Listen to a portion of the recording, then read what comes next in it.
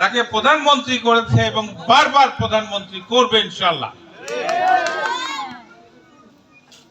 শেখ হাসিনা আমাদেরকে ভালোবাসে, ভালোবাসে বলেই কিন্তু আমাদের দেশের গরিব মানুষের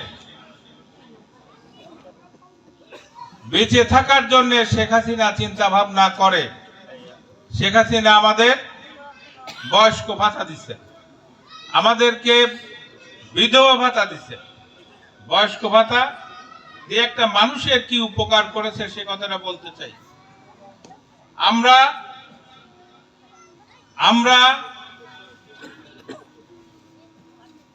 একেবারে কিশোর থেকে যুবক, যুবক থেকে প্রৌঢ়, প্রৌঢ় থেকে বৃদ্ধ, এটা আমাদের জীবন সাইকেলটা। তো আমরা এক সময় কৈশোরে যুবক হওয়ার পরে আমরা বিয়ে থা করি, আমরা সন্তান জন্ম দেই। একজন পিতা কিন্তু তার সন্তানকে জীবন দিয়ে ভালোবাসে, তাকে স্নেহ দিয়ে লালন পালন করে।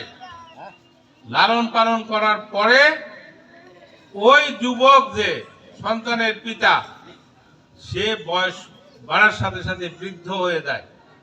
বৃদ্ধ হওয়ার পরে তার কোনো ইনকাম থাকে না, ইনকাম থাকে না। যখন একটা মানুষ কোনো ইনকাম থাকে না, সে কিন্তু সংসারে একটা অতিরিক্ত মানুষ, তার সেই মূল্যায়ন থাকে না সংসারে। সে যখন ওই বৃদ্ধ পিতা সন্তানের কাছে তার প্রয়োজনে হাত পাতে, হয়তো একটা লুঙ্গি কিনবে, একটা গেঞ্জি কিনবে, হয়তো বিড়ি সিগারেট খাওয়ার অভ্যেস আছে, বিড়ি সিগারেটের জন্য টাকার দরকার, হাত পাতে।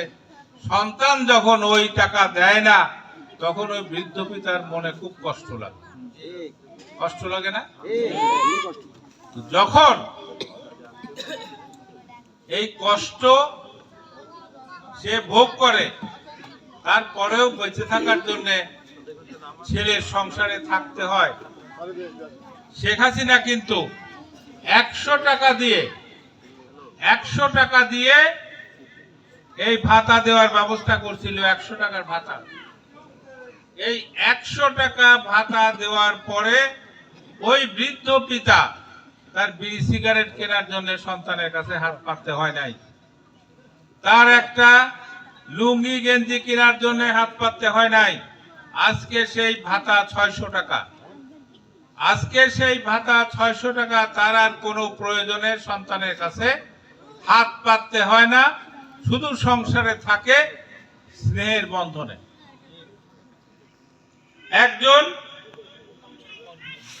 একজন মহিলার বেলায় আমাদের দেশে একই অবস্থা। তার বিয়ে হওয়ার পরে স্বামীর সংসারে যায়, স্বামীর সংসারে যাওয়ার পরে ওই সংসারটাকে সে আপন মনে করে। তারপরে এমনি স্বামীর সাথে নানান রকম ঝগড়াঝাটি হতে পারে, সেক্ষেত্রে দুইটা মানুষ তো এক জায়গায় থাকে, একসঙ্গে থাকে, মতের অমিল হইতেই পারে, ঝগড়াঝাটি হইতেই পারে। সেখানে অনেক রকম কথা হয়। অনেক সময় বলে যে তোমার সংসারে আসে আমি জ্বলে-পুড়ে ছারখার হয়ে গেলাম, বলে না? তোমার সাথে বিয়ে না হইলে আমার 10 ব্যারিস্টারের সাথে বিয়ে হইতো, হ্যাঁ? আবার 10 ব্যারিস্টারের বউরা ওই কথা। এইরকম কিন্তু এই স্বামীর সাথে হাজার ঝগড়াঝাটি করলেও স্বামী মারা গেলে একজন মহিলা সে একেবারে অথৈ সাগরে পড়ে। মেয়ে ওই তার বাপ এবং বাপ মায়ের সংসারে আশ্রয় নিতে হয়, তাহলে শ্বশুর ভাসুরের সংসারে। তার কিন্তু ওই বৃদ্ধ পিতার চেয়েও খারাপ অবস্থা। একটা পান কিনতে হলে তার হাত পাততে হয়, সারাদিন সংসারে খাটিয়ে মরে যেতেছে, তারপরেও কেউ কয় না, কেউ জিজ্ঞেস করে না যে তুমি একটু বিশ্রাম নিয়ে নাও। ঠিক বললাম না? তার জন্যেও সম্মান নিয়ে বাঁচার জন্যও শেখ হাসিনা একইভাবে 100 টাকা থেকে এখন 600 টাকা ভাতা দেয়। তার কিন্তু আর হাত পাততে হয় না, কারণ 600 টাকা খুব কম মনে হলেও এই 600 টাকা তো একবারে সব জিনিস কেনে না। সে এই 600 টাকা দিয়ে তার বছরের প্রয়োজনীয় কাপড় চোপড়, শাড়ি, ব্লাউজ, পান দোক্তা দেওয়া হয় কিনতে পারে, তাই না? তাহলে একটা সম্মান নিয়ে বাঁচার ব্যবস্থা শেখ হাসিনা করে দিচ্ছে। আপনার একজন প্রতিবন্ধী শিশু জন্ম নিলে, প্রতিবন্ধী মানে বোঝেন একজন ল্যাংড়া খোড়া কানা যদি কোনো সন্তান জন্মগ্রহণ করে, ওই সন্তান নিয়ে বাবা মা খুব দুশ্চিন্তায় পড়ে, তাকে কিভাবে মানুষ করবে। শেখ হাসিনা তার ওই প্রতিবন্ধী সন্তানকে মানুষ করার জন্য, তাকে বড় করার জন্য তাকে এখন 850 টাকা ভাতা দিচ্ছে। এই 850 টাকা দিয়ে ওই প্রতিবন্ধী সন্তানের লেখাপড়া, তার কাপড় চোপড়, তার খাওয়া দাওয়া এবং তার পড়ার খরচ হয়ে যাচ্ছে। ওরা তো বইও বিনে পয়সায় পায়, শেখ হাসিনা দেওয়ার ব্যবস্থা করছে। এসএসসি পাশ করার পরে কিংবা বিএ পাশ করার পরে তার একটা চাকরির কোঠাও নির্ধারণ করে রাখছে। তারপরে তার চাকরি হলে সে সংসারে কিন্তু টাকা দেয়, বাবা মাকে সাহায্য করে। তাহলে ওই ছেলে কি আর তার নিয়ে কোনো চিন্তার কোনো কিছু আছে না? শেখ হাসিনা সে ব্যবস্থাটা করছে। আপনার বাড়ি ঘর না থাকলে শেখ হাসিনা বাড়ি করে দিচ্ছে। শেখ হাসিনা ঘোষণা করছে বাংলাদেশে কোনো মানুষ গৃহহীন থাকবে না। মানে গৃহ মানে বাড়ি, বাড়ি ছাড়া কোনো লোক থাকবে না। শেখ হাসিনা প্রত্যেকেরই বাড়ি করে দেওয়ার প্রতিশ্রুতি দিচ্ছে। আমাদের মধ্যে যারা বাজার থেকে বেশি দামে চাল কিনে খেতে পারে না, তাদের জন্য শেখ হাসিনা প্রথমে 10 টাকা কেজির চাল, পরে এটা বাড়ে বর্তমানে হলো 15 টাকা কেজি। তারপরেও শেখ হাসিনাকে আপনার 35-40 টাকা করে ভর্তুকি দিতে হয়। আজকে অনেক লোক এই 15 টাকা কেজির চালের কার্ড আছে, তারা চাল কিনে তাদের খাবার সংগ্রহ করে, খাবার জোগাড় করে। তো এই ব্যবস্থাগুলো শেখ হাসিনা করছে। তারপরে আপনার এই যে গর্ভবতী ভাতা, গর্ভবতী আমাদের মেয়েরা গর্ভধারণ করলে পরে, গর্ভবতী হলে পরে তাদের যে পরিচর্যা করা হয় না, তাদের চিকিৎসার ব্যবস্থা নাই। সেই কারণে অনেক মা সন্তান জন্ম দেওয়ার সময় মারা যায়, আবার অনেক সন্তানও মারা যায়। এইটা বন্ধ করার জন্য শেখ হাসিনা একজন গর্ভবতী মহিলাকে এককালীন 36,000 টাকা ভাতা দেয়। তার চিকিৎসা পরিচর্যার ফলে ওই গর্ভবতী মা নিরাপদে সন্তান জন্ম দিতে পারে। এই ব্যবস্থা শেখ হাসিনা করছে। আমাদের অনেক বাবা মা কিন্তু কিংবা শ্বশুর ভাসুর, এরা কিন্তু ওই মেয়ের গর্ভধারণ করার পরে এই যে এককালীন 36,000 টাকা শেখ হাসিনা দিচ্ছে, বাবা মাও কিন্তু এত টাকা দেয় না, দেয় না। তাহলে শেখ হাসিনা আমাদের জন্য কত সুবিধা কি করছে। আমাদের বছরের 1 তারিখে এই যে আসতেছে, আজকে হলো 31, কালকে 1 তারিখ, বছরের 1 তারিখ, বছরের 1 তারিখে 36 কোটি বই আমাদের গরিব মানুষের ছেলে মেয়েদের জন্য নতুন বই দেওয়া হবে। কিসের জন্য দেয়? আমাদের গরিব মানুষেরা এই বই কিনতে পারে না, এই বই শেখ হাসিনা দিছে তারা যাতে লেখাপড়ার সুযোগ পায়, লেখাপড়া করে মানুষ হইতে পারে। শেখ হাসিনা আমাদের জন্য এত কাজ করতেছে। এটা আমাদেরকে শেখ হাসিনা ভালোবাসে বলেই তো এটা এই সহযোগিতা করে নাকি, এই ব্যবস্থাগুলো করছে। তাহলে আমাদের যেহেতু শেখ হাসিনা ভালোবাসে, শেখ হাসিনাকে আমাদের ভালোবাসতে হবে, প্রতিদান দিতে হবে নাকি। শেখ হাসিনা যদি প্রধানমন্ত্রী হয় তাহলে এই টাকার পরিমাণ বাড়বে, টাকার পরিমাণ বাড়বে। আপনার 100 টাকা থেকে যখন 600 টাকা হয়েছে, 600 টাকা থেকে 1500 টাকা হওয়ার কোনো অসুবিধা নাই। শেখ হাসিনা প্রধানমন্ত্রীটা বাড়ায় দেবে। সংখ্যাও বাড়াবে। সামনাল ইউনিয়নে যদি 500 লোক এই ভাতা পায়, এটা 1500-2000 হইতে কোনো সমস্যা নাই। শেখ হাসিনা হলে এটা হবে। আর যেহেতু অন্য কোনো দল নাই, এখানে শুধু আমরা পৃথিবীকে দেখানোর জন্য, সারা পৃথিবীতে দেখানোর জন্য আমরা নৌকা মার্কায় 90% ভোট চাই। কারণ ওরা বুঝতে পারবে যে বেশি সংখ্যক লোক শেখ হাসিনাকে প্রধানমন্ত্রী করছে ভোট দিয়ে, ওইখানে ষড়যন্ত্র করে কোনো লাভ হবে না। বিএনপি ভোট বর্জন করছে, ওরা তো জনসাধারণের কাছে ভোট চাওয়ার মতো অবস্থায় নাই। ওরা 2001 সালে নির্বাচনে জেতার পরে ওরা মানুষের উপর অত্যাচার নির্যাতন করছে। এই সাভারের ধরেন বিকয়ের একজন ভ্যানওয়ালা, সে কালুখালী থেকে 3 কেজি চাল নিয়ে বিকয়ে তার সন্তান, স্বামী, তাদের স্ত্রীকে খাওয়ানোর জন্য চাল নিয়ে আসতে পারে নাই, বাজার নিয়ে আসতে পারে নাই, রাস্তা থেকে এই চাল কারে নিয়ে গেছে, বলার কেউ নাই। আমি জানি এই সাভার ইউনিয়নের অনেকের জমি বিএনপির লোকজন জোর করে লেখায় দিছে, চাঁদাবাজি করছে, হাতুড়ি পেটা করছে। আমি এই আমাদের হাবাসপুর ইউনিয়নের কাছারিপাড়ার একটা ছেলের কথা জানি, তাকে বেদম পিটানি দিছে ওই কাছারিপাড়ার বিএনপি আলারা। সে তখন বলতেছে যে আমি পাংশা যাবো, তোমরা আমি একটু লিখে দাও যে তোমরা আমার মারছো, তোমরা আমার পিটাইছো। কেন লিখে দেবো? আমি আবার পাংশা গেলে যাতে আমার না মারে, সেই জন্য যদি আমার মারবার যায় আমি কাগজটা দেখাবো যে আমার একবার হয়ে গেছে। বুঝছেন? এই হলো বিএনপি। ওরা মানুষের কাছে আসার মুখ নাই ওদের। ওরা এখন আমেরিকার কি বলে রাষ্ট্রদূতের কাছে ঘোরাঘুরি করে আমাদের ক্ষমতায় বসায় দাও। আরে আমেরিকার ক্ষমতা আছে নাকি যে কারোর সরায় কারো বসায় দেবে? এই ক্ষমতা অন্য কারো নাই।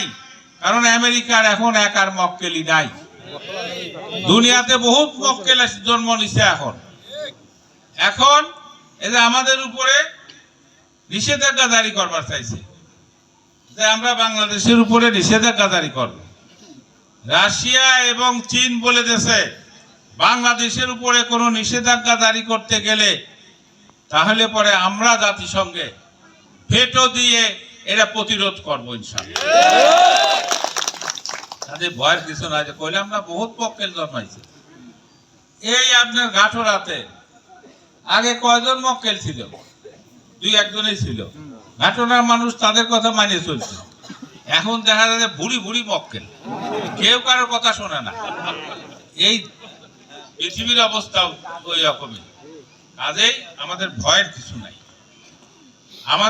কিছু নাই। আমেরিকার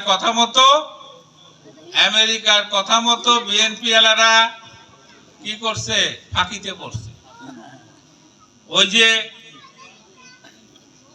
এই যে নির্বাচন হয়ে যাচ্ছে, বিএনপি এলারা আমেরিকার কাছে জিজ্ঞেস করে যে ভাই আমাদের কি অবস্থা, তো নির্বাচন হয়েই গেল।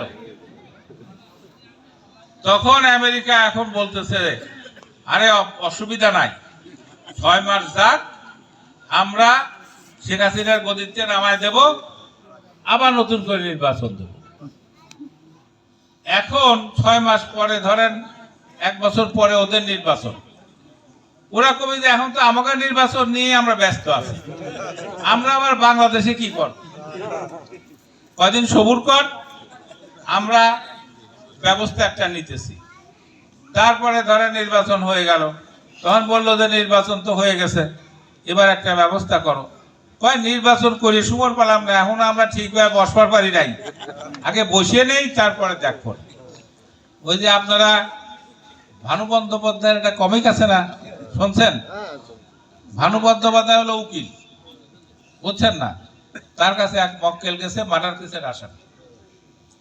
তো তারপরে তার বিচার হইতেছে, বিচার হওয়ার সময় যে ওই যেন অসুবিধা হয়, তখন কয় যে উকিল বাবু এখন কি হবে, কি হচ্ছে, ওই অসুবিধা নাই, আমি তো আছি।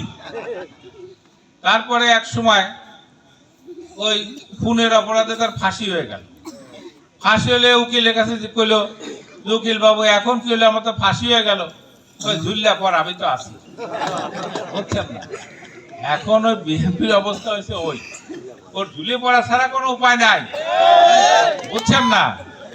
ঝুলে পড়া ছাড়া কোনো উপায় নাই। কারণ যে জায়গা বাংলাদেশের আজকে যদি আপনারা 90% ভোট দিয়ে শেখ হাসিনাকে নির্বাচিত করেন, তাহলে 90% লোক শেখ হাসিনাকে যদি নির্বাচিত করে, তাহলে কারোর ক্ষমতা আছে শেখ হাসিনাকে কোনো সময় কোনো আন্দোলনের মাধ্যমে কিংবা ষড়যন্ত্র করে গতিচ্যুত করবে? আমরাই 90% লোক শেখ হাসিনার পিছনে আছি, কারোর কোনো ক্ষমতা আছে? আমরা 90% লোক উপস্থিত হই ওইটাই প্রমাণ করতে চাই। ওই ষড়যন্ত্রকারীদেরকে আমরা জানিয়ে দিতে চাই যে আমরা, ওই যে বলে না শেখ হাসিনা ভয় নাই, আমরা আছি লক্ষ ভাই। হ্যাঁ, আমরা লক্ষ ভাই আছি, শেখ হাসিনার ভয় কিসের? আমরা সবকিছু আমরা বুক দিয়ে পিঠ দিয়ে আমরা প্রতিরোধ করব। আপনারা জানেন শেখ হাসিনাকে যে মারতে গেছিল 21শে আগস্ট, যে গুলি করছিল, গ্রেনেড হামলা করছিল, এই বাংলাদেশের মানুষই তাকে জীবন দিয়ে রক্ষা করছে। জীবন দিয়ে রক্ষা করে নাই? ওই চিটাগাঙে শেখ হাসিনার উপরে পুলিশ গুলি করছিল। এই আমাদের আওয়ামী লীগের নেতা কর্মীরাই তাকে চারপাশে ঘিরে দাঁড়ায়, নিজেরা মরছে, শেখ হাসিনাকে মরতে দেয় নাই। শেখ হাসিনা এমন একজন মানুষ যে বাংলাদেশের মানুষকে ভালোবাসে, বাংলাদেশের মানুষও শেখ হাসিনাকে ভালোবাসে। সেটা প্রমাণ দিতে হবে 7 তারিখে ভোটের মাধ্যমে। আপনারা সবাই উপস্থিত হবেন, উপস্থিত হয়ে ভোট দেবেন। আর একটা কথা বলি, আজকে একটা সাক্ষাৎকার দেখলাম এনটিভির একটা সাক্ষাৎকার, এটিএন বাংলাদেশ। হ্যাঁ, সাক্ষাৎকার দেখলাম। সাক্ষাৎকারটা হলো আমাদের সরিষা ইউনিয়নের সাবেক চেয়ারম্যান আহমদ কয়দিন কি বলে নির্যাতিত, নিপীড়িত, বঞ্চিত নেতা হয়েছিল, সভাপতি হয়েছিল, বুঝছেন? আমার বিরুদ্ধে অনেক কিছু লেখালেখি করছে। তারপরে এখন আবার বলে হঠাৎ করে আবার ডিগবাজি খাইছে। ডিগবাজিটা কি? এখন আমার পক্ষে খুব প্রচারণা চালাইছে। তার কাছে জিজ্ঞেস করছে যে নির্বাচন হইতেছে, আপনাদের এখানে নির্বাচনে কার জেতা সম্ভব? সে বলছে যে জিল্লুল হাকিম ভাই, সে অনেক কাজ করছে এলাকায়, মানুষের সাথে তার আত্মার সম্পর্ক, তো সবাই মিলে সে জিল্লুল হাকিমকে ভোট দেবে, জিল্লু ভাইকে ভোট দেবে। তখন আবার আরেকবার ওই হকের কাছে ইগল মার্কা নিয়ে দাঁড়াইছে, তারে জিজ্ঞেস করছে যে এই যে আহমদ সাহেব যে কথাটা বলল, এটা কি ঠিক না বেঠিক? কয় যে ভোট তো হয় নাই, আমাদের এই অঞ্চলের মানুষের, এই নির্বাচন এলাকার মানুষ যে তাকে 70-80% ভোট দেবে, তার গ্যারান্টি কি? মানুষ আমাকে ভালোবাসে, মানে হকের ভালোবাসে।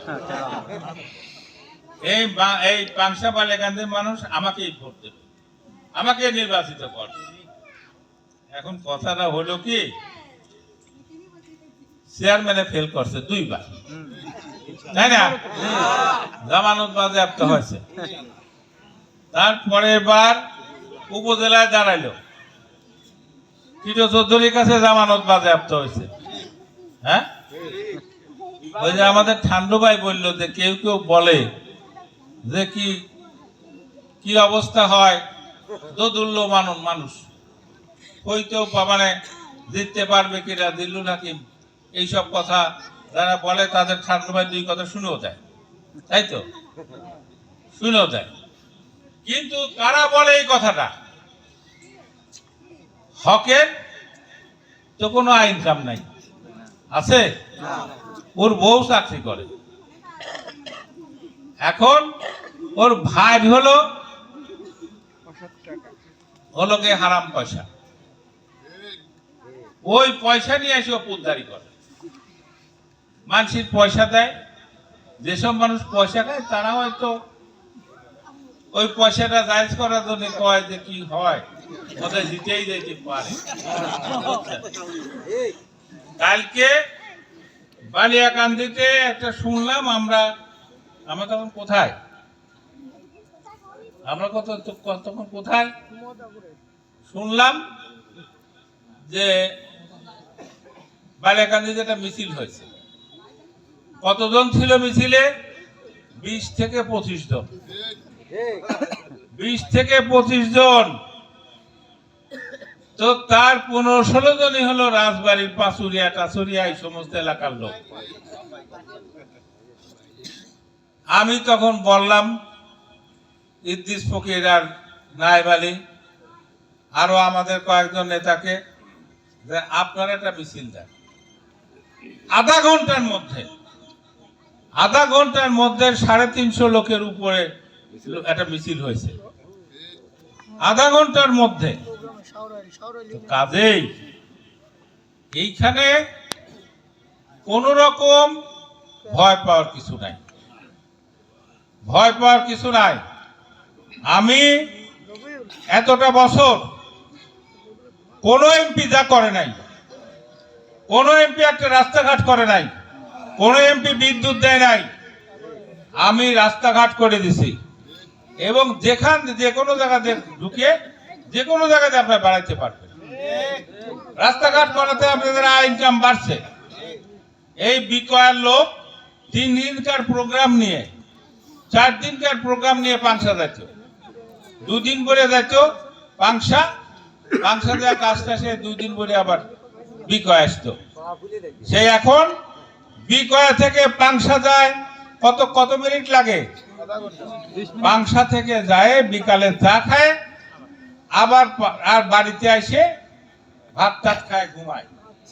কি মিথ্যা বললাম?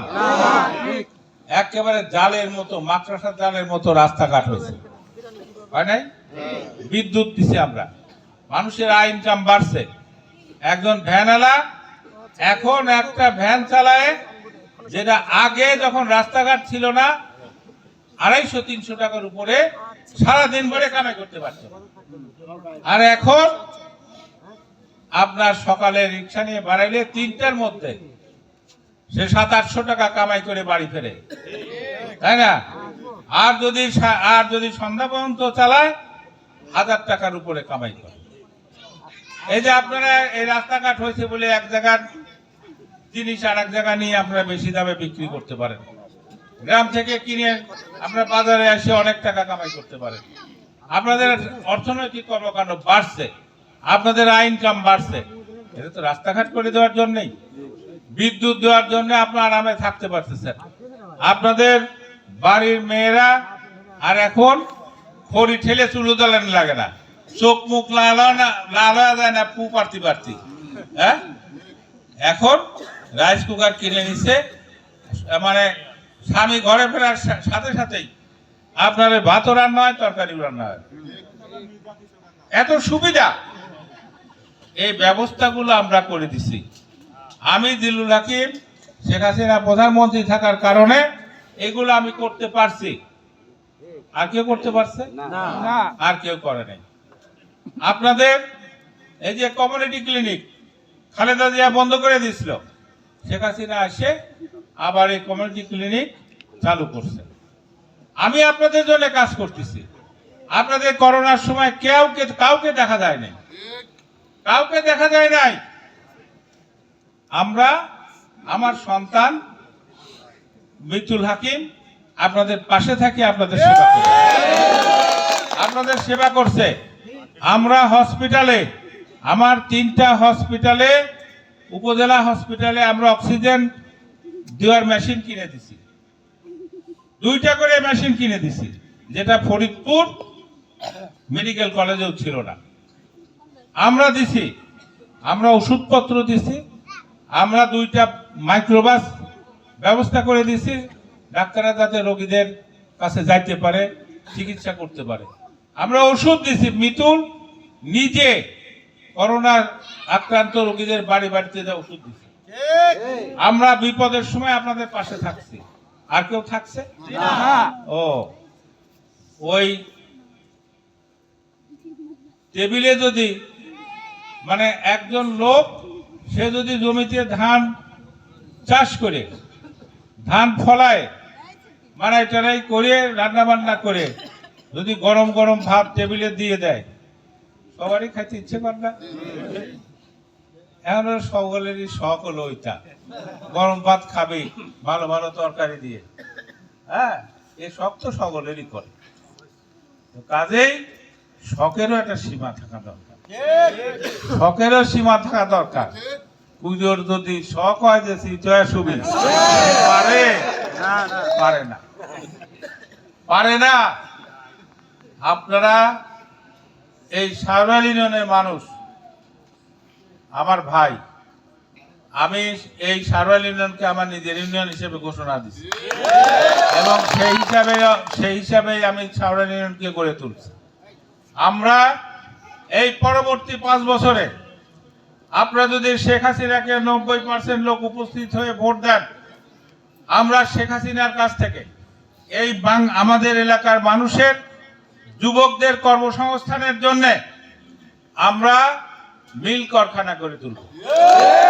সেখানে যুবকদের কর্মসংস্থানের ব্যবস্থা হবে।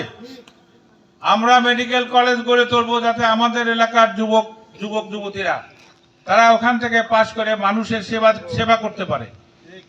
বিদেশে চাকরি নিয়ে, উচ্চ বেতনের চাকরি নিয়ে তারা টাকা পয়সা কামাই করে দেশে ফিরতে পারে। আমরা বিদ্যুৎ উৎপাদন কেন্দ্র গড়ে তুলব। বিদ্যুৎ উৎপাদন কেন্দ্র আমরা প্রতিষ্ঠিত করতে পারলে এখানে মিল কারখানা আরো প্রতিষ্ঠিত হবে। তাহলে আমাদের এলাকার যুবকদের চাকরির কোনো সমস্যা থাকবে না, কর্মসংস্থানের ব্যবস্থা হবে। তাই আপনারা এই সুন্দর ভবিষ্যৎ গড়ে তোলার জন্য ভোট দেবেন নৌকা মার্কায়। ওই আর যারা দাঁড়াইছে আমরা তো দেখছি সকলেরই নাকি, আমরা এদের মধ্যে পুরন লোক হলো মতিন মিয়ারে আমরা দেখছি কি করছে না করছে নাকি, তারপরে আর তো সকলে চিনিই নেই, তাই না? সেই কারণে আমরা যে পারি আমরা প্রমাণ করে দিছি, আমরা যে এলাকার উন্নয়ন চাই সেটা প্রমাণ করে দিছি। সেই কারণে আপনারা 7 তারিখে উপস্থিত হয়ে শেখ হাসিনাকে 90% ভোট দেবেন। আপনাদেরকে আমরা সেই আহ্বান জানাই। আপনাদের সুস্বাস্থ্য কামনা করে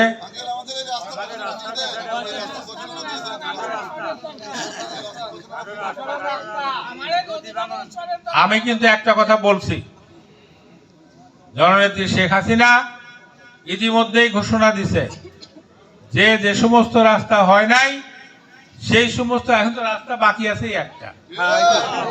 একটা বাকি আছে না, আমারে ওই রাস্তা দিয়ে সেদিন এই আলী নিয়ে গেছে, বুঝছেন? বাড়ির মধ্যে মেয়ে মানুষ পুরুষ মানুষ এসে বলছে, আমি বলছি যে ইনশাল্লাহ আপনারা ভোট দেবেন, শেখ হাসিনাকে 90% লোক উপস্থিতি ভোট দেবেন। ইনশাল্লাহ 6 মাসের মধ্যে এই রাস্তা, শুধু এটাই না, অন্যান্য যে রাস্তাগুলো আছে, কাঁচা রাস্তা যেটা আছে, সবগুলো রাস্তায় আমরা ইনশাল্লাহ পাকা করব। আর কোনো কথা আছে? আমারও যে আজকে সেটা গেল কোনে ভাই শুনি নাই।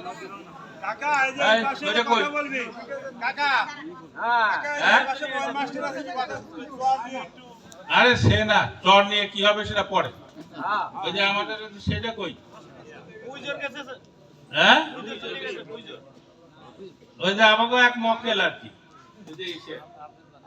ও আমার যে এই জায়গা ওই মসজিদ আছে না, এটা কি ওইখান থেকে আমার কইতেছে এদিক, হ্যাঁ ওই যে আমার পিছনে বসে ও কয় যে এদিক দিয়ে না এদিক দিয়ে যাওয়া লাগবে, মানে কাঁচা রাস্তা দিয়ে যাওয়া।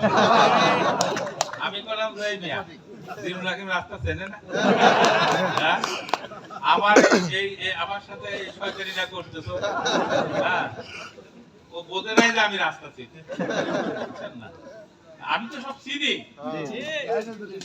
আমি তো সব চিনি, তাদের আপনাদের চিন্তা কিছু নাই। আপনি যা বলছি আজ পর্যন্ত যা বলছি সবগুলো কথা আমি অক্ষরে অক্ষরে পালন করি। অন্য কেউ এই অক্ষরে অক্ষরে কথা পালন করে আসেই নাই, এবং আমি যা বলি সেটা আমি করি ইনশাল্লাহ। আমার নেতা করে, শেখ হাসিনা করে, আমিও করি ইনশাল্লাহ। কারণ আমরা তো আপনাদের ভাই নাকি, কাজে ভরসা রাখবেন ইনশাল্লাহ। উপরে আল্লাহ আর নিচে আমি আছি, আমাদের নেত্রী শেখ হাসিনা আছে। আপনাদের প্রত্যেকটি সমস্যা আমরা দূর করব, ঠিক আছে ইনশাল্লাহ। আল্লাহ হাফেজ। জয় বাংলা, জয় বঙ্গবন্ধু, বাংলাদেশ চিরজীবী।